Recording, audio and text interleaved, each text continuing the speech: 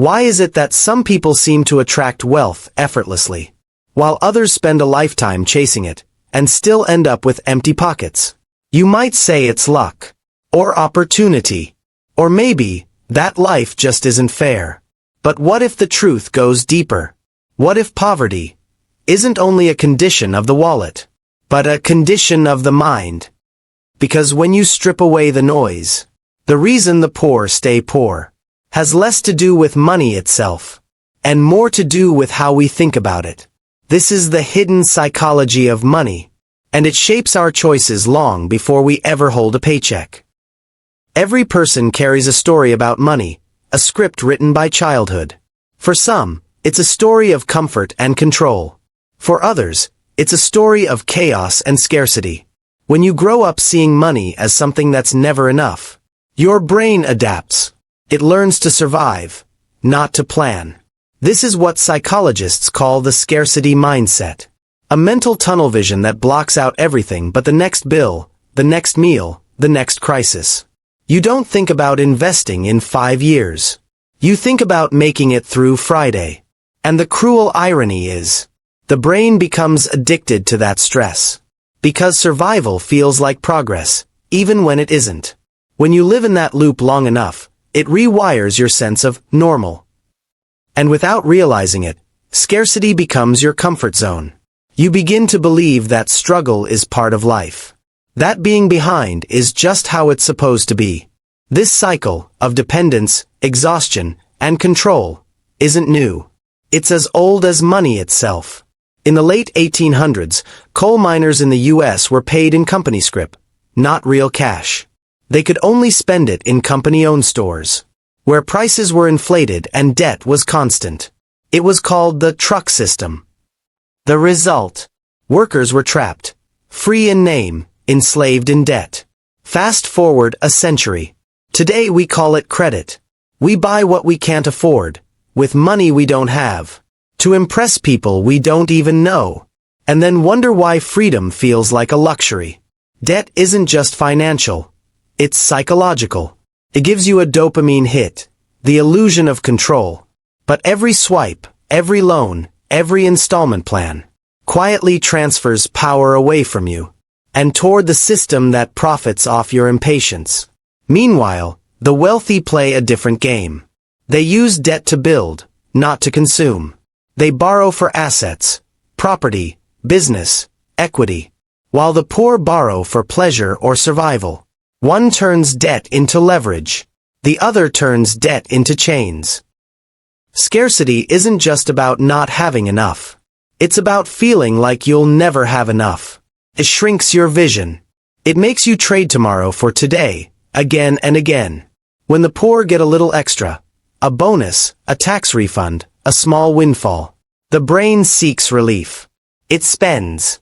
Not out of stupidity, but out of exhaustion. A new phone, a night out, a sense of control.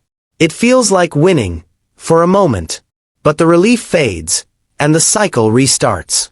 We all crave safety. But when your life is built around scarcity, your definition of safety becomes distorted. Safety becomes consumption. It becomes feeling rich for a day, even if it means being broke for a month. Meanwhile, those raised with abundance think differently. Their money decisions are quiet, deliberate, boring. They don't chase the thrill, they chase the result. They don't think about this weekend, they think about decades. It's not that they're better. It's that their nervous system isn't wired for panic. They have the privilege of patience. And patience is the hidden currency of wealth. In school, we learn how to solve equations, but not how to manage emotions about money. We memorize the dates of wars, but not the difference between assets and liabilities.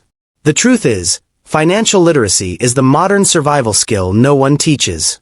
Most people learn about money from their parents, who learned from their parents, who were just trying to survive.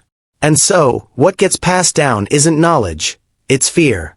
Fear of risk, fear of loss, fear of change. Meanwhile, the wealthy teach different lessons. They teach that money is a tool, not a monster. That investing isn't gambling, it's stewardship. That the goal isn't to look rich, it's to own freedom. Generational wealth doesn't start with dollars. It starts with dialogue. Every conversation you have about money, even this one, is a chance to rewrite your family's script. There's another force keeping people poor. One we rarely admit: status pressure. In the age of social media, poverty doesn't just mean lacking money. It means feeling invisible. So people spend to be seen. They buy symbols of success: the car, the outfit, the latest phone. Because, for a fleeting moment, it feels like belonging. But status spending is a trap. It drains your future to decorate your present. The wealthy don't compete for appearance. They compete for ownership. They'd rather own the building than pose in front of it.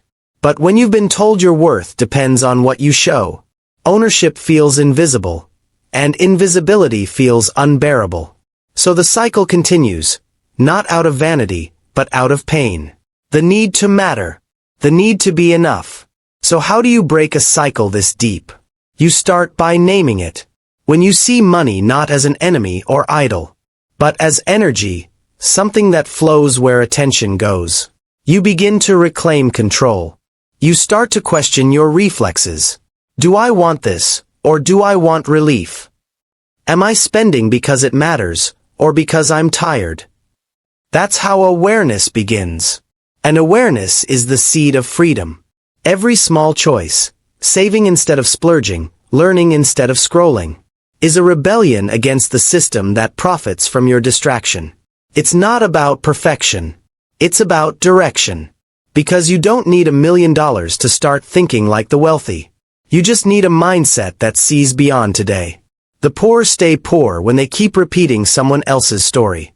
But the moment you start writing your own, you're no longer poor. You're powerful. Money doesn't change who you are. It amplifies what you already believe. If you believe you'll never have enough, you'll live proving yourself right. But if you believe that every dollar is a decision, a chance to build, to learn, to grow, then wealth is already within your reach. If this story gave you a new way to see money, like, share, and subscribe. Because every week, we uncover the hidden forces, shaping your wallet, your world, and your future.